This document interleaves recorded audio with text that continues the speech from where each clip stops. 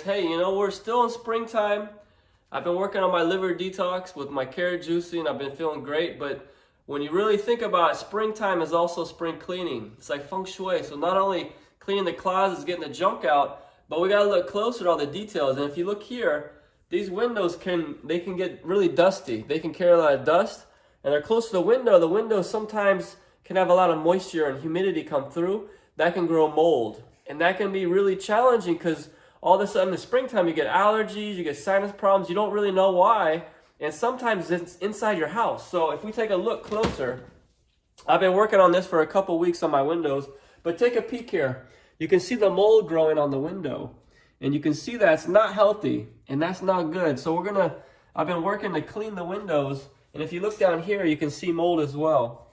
So what I've been using 100% pure distilled white vinegar. It's a very non-toxic cleaner. It doesn't smell that good because it's vinegar, but I'd rather use that than some toxic chemical that the kids are gonna smell, that I'm gonna smell, get on my hands.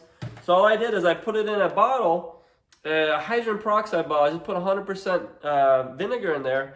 Then I just spray the window. I spray it down because I want that vinegar. Vinegar likes to kill stuff, and it's very cleaning. And then I just go through and I detail it. I wipe it up. I clean up all the little cracks and nooks and crannies and crevices.